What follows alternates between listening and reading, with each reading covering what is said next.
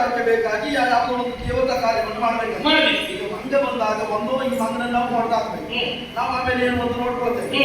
ಒಂದು ವಿಪತ್ತನ್ನು ಎದುರಿಸುವ ಕಾರ್ಯಕ್ರಮ. ಒಬ್ಬ ಆತನಿಗೆ ಬ್ರಹ್ಮಶಾಪ ಬಂತು, ಬ್ರಹ್ಮಶಾಪವನ್ನು ದೂರ ಮಾಡಿಕೊಳ್ಳುವುದಕ್ಕೆ ಅವನಿಗೆ ಆಗುವುದಿಲ್ಲ. 11 ಜನ ಬ್ರಾಹ್ಮಣರನ್ನು ಮನೆ ಕರೆಸಿ ಅವರು ಪಾದವನ್ನು ತೊಳೆದು ಪಾದಪೂಜೆಯನ್ನು ಮಾಡಿ ನಮ್ಮ ಮನೆಯ ಅಂಗಣದಲ್ಲಿ ಬ್ರಾಹ್ಮಣರಿಗೆ ಊಟವನ್ನು ಹಾಕಿಸಿ ಒಡೆಯ ಮಾಡಿದ್ದು ತಪ್ಪಾಯ್ತು ಅಂತ ಹೇಳಿದ್ರೆ ಬ್ರಹ್ಮಶಾಪವೇ ಹೋಗ್ತದಂತೆ. ಈ ಮಂಗ ಬಂದ ತೊಂದರೆ ಏನು ದೂರ ಮಾಡ್ಕೊಳ್ಬೇಕು ಅಂತ ವೀರಮಣಿ ಗೊತ್ತಿಲ್ವಾ? ವಸ್ತು ಯೋಗ್ಯತೆ ವೀರಮಣಿ ಗೊತ್ತಿರ ಮೇಲೆ ನಮ್ಮವರು ಒಪ್ಪುತ್ತಾರ. 11 ಜನ ಬ್ರಾಹ್ಮಣರಿಗೆ ತೆಂಗಿನಕಾಯಿ ಕೊಟ್ಟು ಕಾಲಿಗೆ ಬಿದ್ದಾಗ ಬ್ರಹ್ಮಹತ್ಯೆ ದೋಷ ಪರಿಹಾರ ಆಗ್ತದೆ ಅಂತ 12 ಜನರನ್ನು ಕೊಲ್ಲುವುದಲ್ಲ, ಮಕ್ಕಳನ್ನು ಜನ ಇರ್ತೇನೆ ಅಂತ ಸಂದರ್ಭವಶ ಆಗತ್ತೆ ಹೋಗ್ತು ಅಂತಾದ್ರೆ ಆಪತ್ಕಾಲದಲ್ಲಿ ಪ್ರಾಣೋತ್ಪನ್ನ ಸ್ಥಿತಿಯಲ್ಲಿ ಅಂತ